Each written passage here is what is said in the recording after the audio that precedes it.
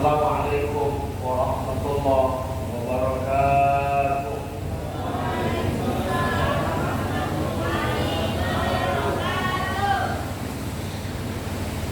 Alhamdulillah Rabbil alamin. Wassalatu wassalamu ala asyrafil anbiya wal mursalin sayyidina wa habibina wa syafi'ina وذكرنا وملاذنا ومولانا محمد وعلى آله وصحبه أجمعين أما بعد.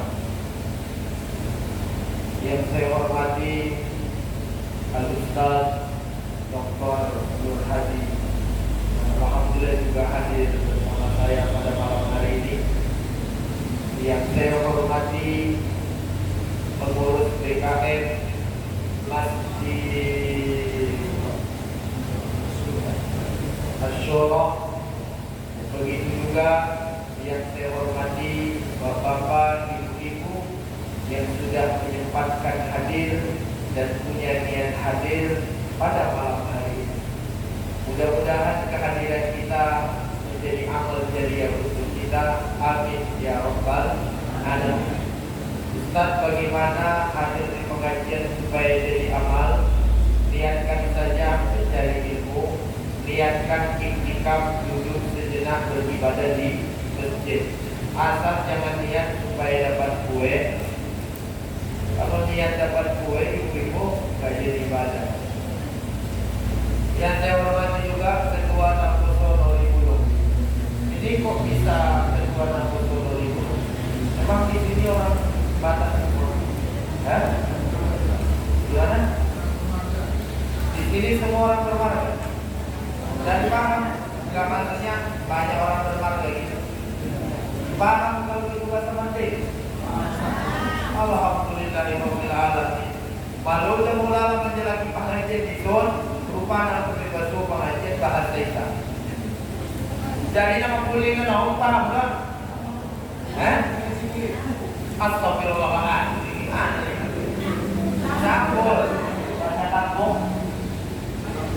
Bahasa Ranto ya? Ya, bahasa Ranto ya kampung.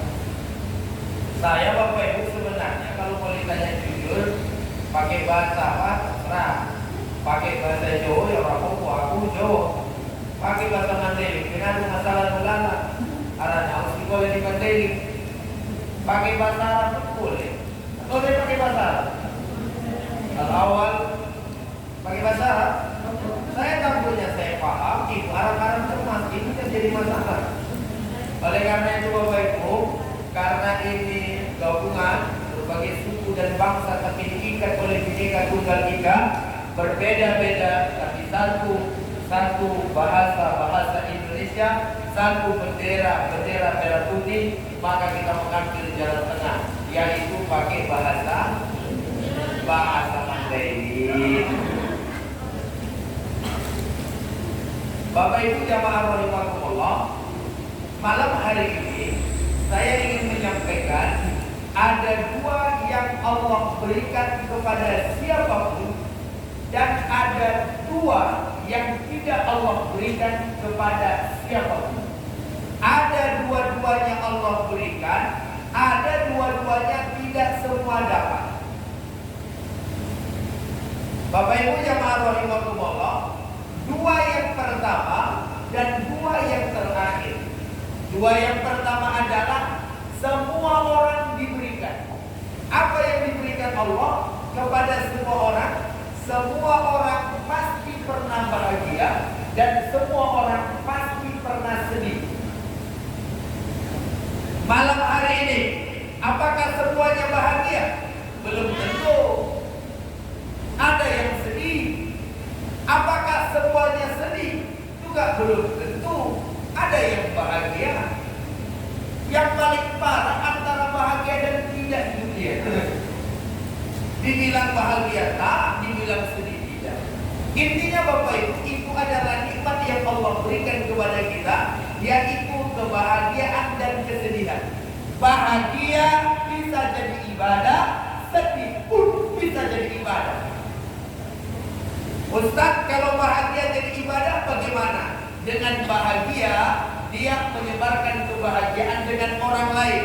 Dengan kesedihan dia memperbanyak ibadah dan mengadukan masalah kepada Allah. Itu juga ibadah. Makanya kata Nabi dalam kitab Mukhtarul Ahadits Nabawiyah yang ditulis oleh Syekh Ahmad Hasim Al-Bishri, tebal kitabnya 240 halaman, ada 1575 hadis. Dalam hadis yang sahih apa kemudian kata Nabi, Rasulullah mengatakan al-hikmu li amril mu'min. Saya takjub, merasa heran terhadap semua urusan orang-orang yang beriman. Sebab kenapa? Orang yang beriman ketika dia dicoba maka dia bersabar. Ketika dia diberikan nikmat maka dia bersyukur. Saat sabar dan syukur mampu dia jalani, semuanya jadi ibadah. Jadi orang kaya bersyukur jadi ibadah. Jadi orang miskin bersabar jadi ibadah. Jadi orang putih bersyukur. Jadi orang hitam, ya biasa aja, jangan nengok aku lah. Sabar. Iya kan? Jadi orang yang gemuk syukur. Jadi orang yang kurus jangan tengok tetanggaku, tetap sabar. Semuanya itu adalah nikmat, asalkan syukur ketika diberikan, sabar ketika diuji. Bapak Ibu jamaah rahimakumullah, itulah kata Nabi, luar biasanya kita orang Islam ini nggak ada ruginya. Mau sedih mau bahagia tetap kita beruntung. Cuma ini hanya sekedar nasihat.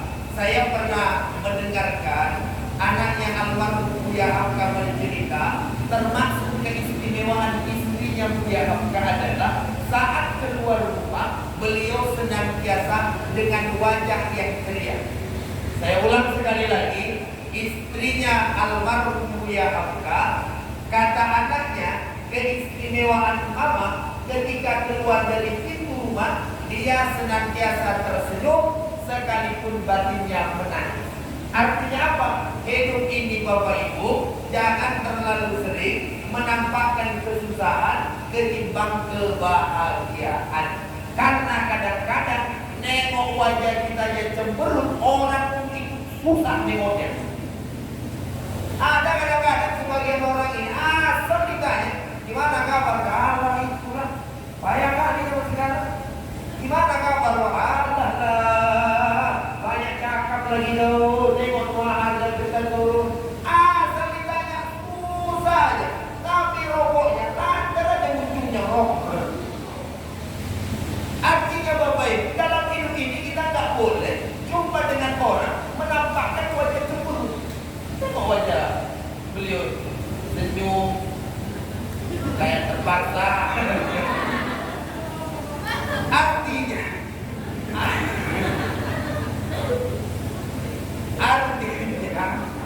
slow saja, ya kan? Karena semuanya bisa jadi nikmat, Pak. Dan mohon maaf kalau aku ceramah, aku minta itu dimanapun saya ceramah, paling gak betah saya kalau ada dua orang di depan saya. Pertama orang yang wajahnya cemberut, yang kedua yang bentar-bentar menguap. Kadang-kadang Bapak Ibu awak ceramah seriusnya, ceramah awak serius di sini, dia duduk masuk di depan, pas pula di depan awak, bentar-bentar, jadi kita hilang bahan. Yang kedua kita ceramah, yang kita sampaikan cemberut aja bukan dia, kayak nggak suka. Aku mohon maaf kalau ada yang macam begitu, minggirlah dulu, ya kan? Bapak Ibu jamaah rahimakumullah. Padahal ya kayak ceramah malam hari ini lah, kalau aku bawa lah wajahku cemberut, ya kan? Kira-kira itu mau gimana di belakang? Jika ini mau ustaznya kan gitu. Tapi kalau kita bawa ceria, akhirnya orang lain. Itulah gunanya kita ini senantiasa menebarkan nilai-nilai positif dimanapun kita berada. Sekarang kita akan sudah selesai permasalahan yang diberikan oleh Allah kepada siapapun. Apa tadi? bahagia dan oleh karena itu anak-anak muda, kalian yang muda-muda sering-seringlah jadi orang yang bahagia. Caranya gimana Ustaz? Update status yang bahagia. Contoh, alhamdulillah pacarku udah ganti 3 kali. Bahagia tuh, ya kan? Ini ndak asal update status. Ya Allah, betapa beratnya cobaan hidup ini. Kujumpai seorang laki-laki. Setelah itu kami jadian. Habis itu selingkuh dia. Aku mau mati, kurasa sakit hati. Orang bacanya. Iya kalau orang respect. Iya kalau orang perhatian. Iya kalau orang ngomong, ya Allah kasihan kali. Kalau orang ngomong, mampus kau, sok cantik pula, kata orang. Gimana coba? Itulah hidup kita. Ini gak boleh kita sering ngomong susah sama orang. Karena kadang-kadang orang tanggapnya bukan mendukung, tapi malah cemee. Hapus kau. Makanya jangan lasak. Contoh. Bapak Ibu jamaah rahimakumullah, itu 2. Gimana? Saya lanjutkan 2 lagi? Serius lah. Saya lanjut 2 lagi? Aku dari tadi mau kue. Belum sempat makan, udah disuruh protokol. Protokol kan boleh lah kan. Bapak Ibu jamaah rahimakumullah. Dan memang kami belum makan Bapak Ibu. Aku jujur dulu. Ini pun panitia memang agak sedikit gimana kan? Yang nomor 2. Iya. Ya, alhamdulillah. Gak boleh menunjukkan kesedihan kita lapar, betul gak? Tapi kalau udah dibilang gak sadar juga panitia, memang gak punya otak sadar. Iya. 2 lagi, yang tidak semua Allah berikan. Kalau tadi kepada semua orang Allah berikan sedih dan bahagia, sekarang yang 2 tidak semuanya. Apa itu? Yang pertama, ilmu. Apakah semua orang punya ilmu? Belum tentu. Ada kadang-kadang orang kampung berilmu, orang kota gak punya ilmu. Pejabat gak punya ilmu, cuma punya jabatan dan harta saja. Itulah yang sekarang banyak kejadian ini pejabat-pejabat. Ada jabatannya, ada hartanya. Jadi pejabat dia, nyawa sengsara dibuatnya. Padahal mohon maaf Bapak Ibu, kalau dia punya ilmu, punya jabatan, itu jarang-jarang. Contoh siapa? Nabi Sulaiman alaihi salam. Orang yang terkaya dan orang yang paling pintar. Nabi Muhammad, ya kan? Nabi kita Muhammad bin Abdullah bin Abdul Muttalib bin Hashim bin Abdul Manaf bin Qusay bin Kilab bin Murrah bin Ka'ab bin Lu'ay bin Ghalib bin Tihib bin Malik bin Kinana bin Khuzaimah bin Mudrika bin Ilyas bin Mudar bin Nizar bin Ma'ad bin Adnan bin Ad bin Udad bin Barak bin Hamal bin Fitrah bin Ismail bin Ibrahim bin Azar, bin Tara, bin Nahul, bin Syaruh, bin Arqub, bin Ilyani, bin Muhyin, bin Kinan, bin Sis, bin Adam alaihissalatu wassalam. Siapa yang dapat maju ke depan, kasih hadiah.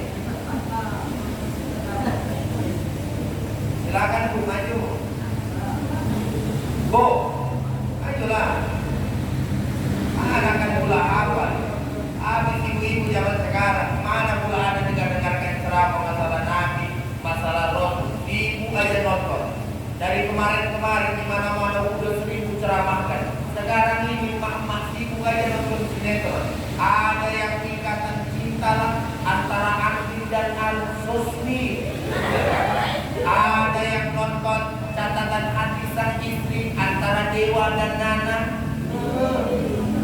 Tahu semua sepak, punya TV juga, betul lah ya kan. Yang lebih parah lagi sekarang nih bapak-bapak, banyak ibu-ibu sering nonton Indosiar yang ditonton sinetronnya itu aja berulang-ulang. Pertama-tama ada seorang anak gadis jumpa seorang pemuda, akhirnya mereka kenalan. Setelah jadian jadi orang kaya. Setelah jadi orang kaya, lalu kemudian ada cewek yang goda dia, selingkuh. Setelah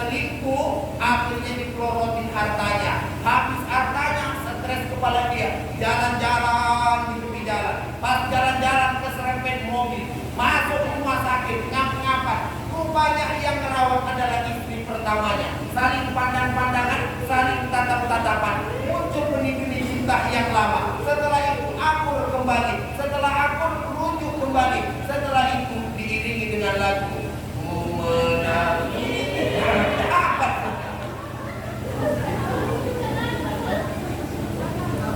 Serentak pula itu la ilaha illallah. Bapak Ibu jamaah rahimakumullah. Itulah maksud saya bahwa Nabi kita Muhammad, dia adalah seorang ilmuwan, cerdasnya luar biasa. Tapi mohon maaf, Allah tidak memberikan kepada Nabi harta kekayaan yang melimpah ruah. Dalam artian Nabi tidak Allah titipkan harta sehingga ada peninggalannya. Emas, intan, permata, kuda-kuda, baju-baju dari sutra. Tidak. Rasul orangnya sederhana. Artinya apa Bapak Ibu? Ada memang dalam hidup kita ini orang yang Allah berikan kepadanya ilmu, tapi Allah tidak berikan kepadanya harta dan jabatan. Sedangkan ada orang yang Allah berikan kepadanya harta dan jabatan, tapi Allah tidak memberikan kepadanya ilmu. Makanya dulu Nabi Sulaiman pernah ditawarin. Apa kemudian disampaikan kepada Nabi Sulaiman?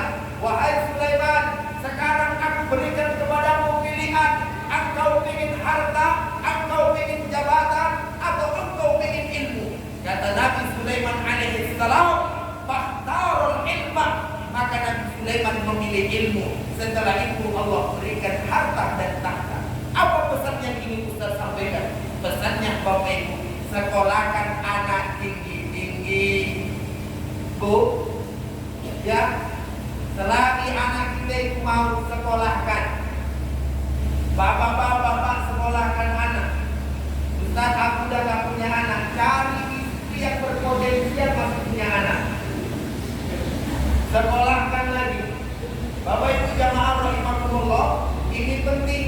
Sebab kenapa? Kalau anak-anak kita zaman sekarang ini sudah mendapatkan ilmu yang baik, yakin dan percayalah, TikTok lewat.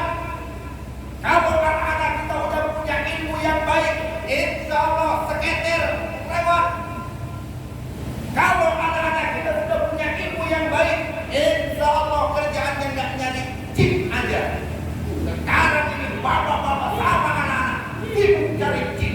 Bahkan yang paling parah, anak dengan bapaknya kompak cari chip. Kalau aku malaikat, aku tampar dua-duanya. Ampun awak tengok. Oleh karena itu Bapak Ibu, cari ilmu.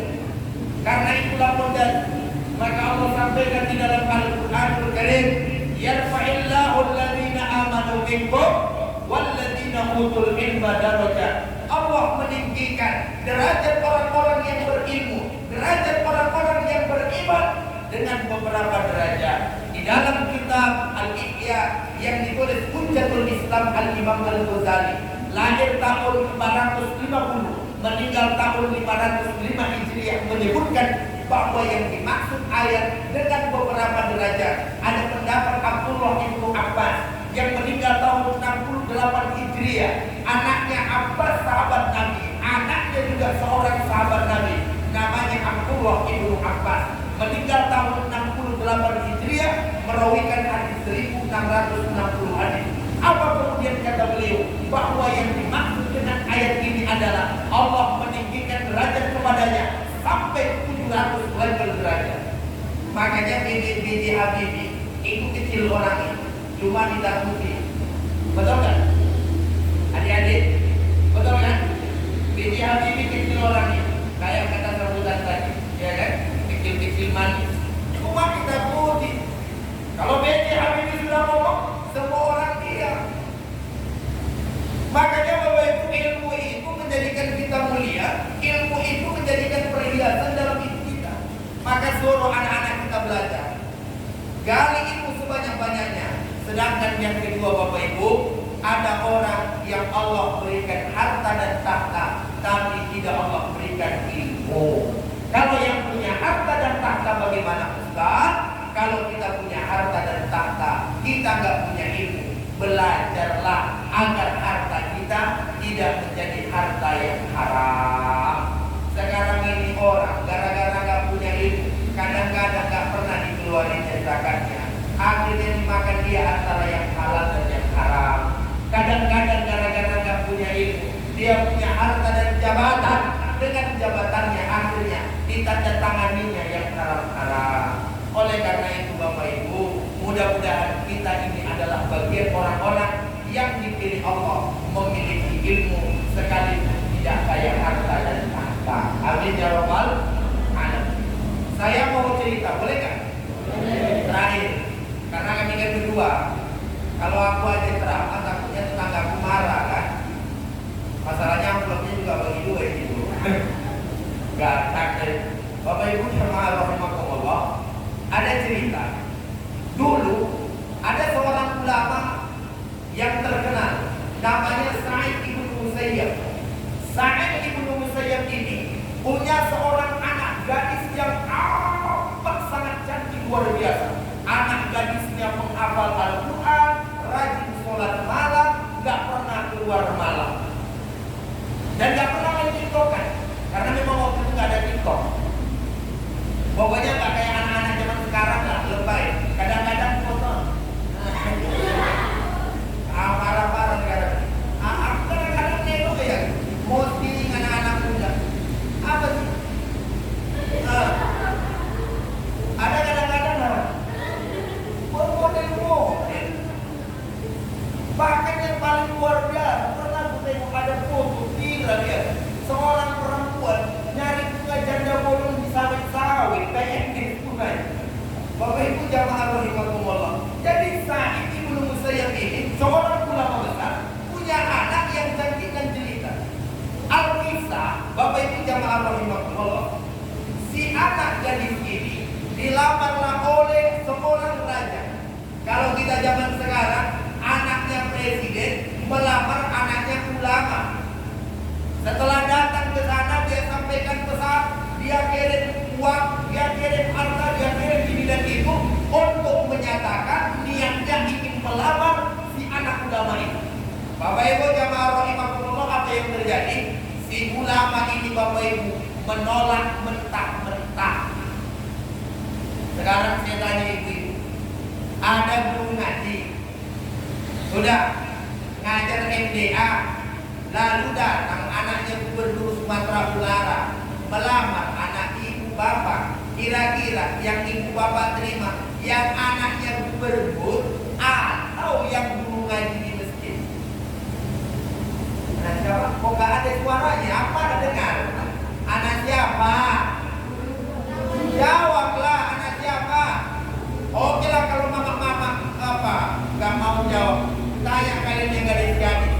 Anggap kalian bunga desa, sudah di kampung nih, datang guru ngaji melamar kau, lalu kemudian datang pula anak gubernur melamar kau. Kira-kira yang kau pilih yang mana?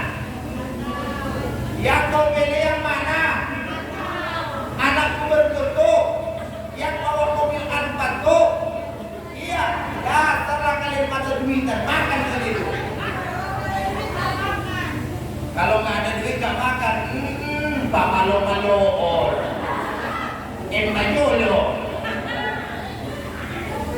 Apa pun anak kayo waktu jualan tuh.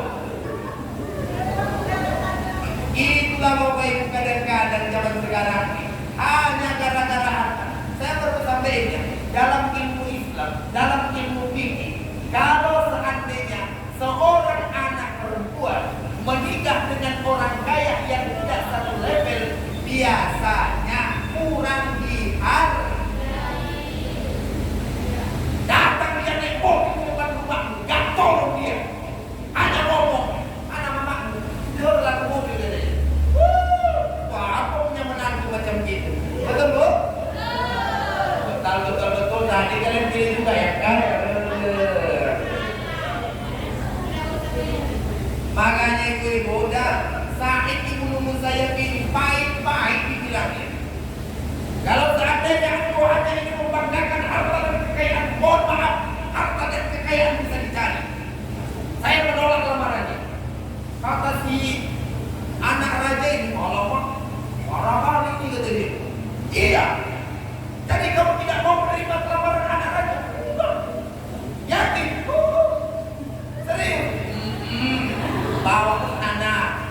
Bapak Ibu jamaah rahimakumullah, akhirnya sang raja mengutus satu orang pengawal untuk mengintai apa alasannya Sa'id ibnu Musayyab tidak menikahkan anak gadisnya yang cantik hafal Quran kepada anaknya raja. Setelah ditengok-tengok Bapak Ibu, rupanya datanglah anak muda, murid beliau yang belajar dengan beliau yang selama ini tertulis. Orang miskin, istrinya baru meninggal. Setelah itu dipanggil oleh ulama ini, datang dulu kemari. Setelah datang Bapak Ibu, ditanya dia, kamu hafal ini dan ini enggak? Hafal Quran. Coba disebutkan semua. Kamu ngerti masalah ayat ini enggak? Ngerti Tuhan dulu, disebutkan semua. Ditanya sama beliau, kamu punya istri enggak? Enggak punya Tuhan dulu. Istri kamu kemana? Istri saya sudah meninggal dunia. Jadi kamu tinggal di mana? Tinggal di Bohongan. Orang miskin nih, cuma pintarnya luar biasa. Akhirnya kata ulama nih, saya nanti malam mau datang ke rumah. Si murid kaget, mau ngapain Pak Ibu dulu? Saya mau datang, saya ingin menikahkan anak gadisku dengan engkau. Dia nggak percaya. Alah buat guru bercanda. Saya ingin pamit pulang. Pergi dia pulang. Nyampe dia di rumah Bapak Ibu. Orang satu kampung geger. Sebab kenapa? Ulama besar yang terkenal ini datang ke gubuk kecilnya. Dr. Bin. Assalamualaikum. Emang kali ya yang punya gubuk itu. Assalamualaikum. Jauh dari dalam. Waalaikumsalam. Orang heran. Siapa yang datang? Semua orang rupanya Bapak Ibu berbisik-bisik bahwa ulama besar Sa'id ibnu Musayyab datang ke gubuk kecil. Setelah datang kemudian kata dia, saya nikahkan anak saya yang hafal Quran dengan engkau, dengan mahar engkau ajarkan kepada dia ilmu agama. Si anak muda yang pintar tadi, yang punya ilmu tadi, belum pernah dia tengok cewek itu, belum pernah dia kenal, belum pernah dia lihat. Tapi karena ini adalah gurunya, langsung dia jawab, oh biltu, saya terima tanpa ragu. Namanya juga dikasih. Akhirnya diterima Bapak Ibu. Akhirnya disatukanlah mereka. Si ulama ini nyuruh anak gadisnya datang ke situ, datang ke rumah itu, masuk ke rumah. Setelah masuk Bapak Ibu disuruh tinggal. Ayahnya pergi pulang, ditinggal dia. Luar biasanya. Tak kalah keluar si pemuda itu, dia tengok perempuan itu, terkejut dia. Allah, cantik kali. Awak yang bahaya, kunikahkan anakku samamu. Tak kalah awak tengok sama juga. Allah, jelek kali. Sama-sama alamat, dia alamat. Bapak Ibu jamaah rahimakumullah, itulah kita sepenggal tentang pentingnya juga mencari menantu yang ahli ilmu. Saya alhamdulillah Bapak Ibu sudah 2. Apanya Ustaz? Anaknya, bukan istrinya. Alhamdulillah saya sudah 2 dan saya bersyukur kepada Allah Subhanahu wa taala karena juga diberikan pendamping yang menurut saya solehah. Bapak Ibu jamaah rahimakumullah, agar tidak berlama-lama karena kita datang berdua, sebagaimana tadi saya sampaikan bahwa ceramah ini tidak boleh sendirian. Oleh karena itu kita serahin kepada Abang Anda Dr. Haji, kepada beliau paling fadhil masyhur.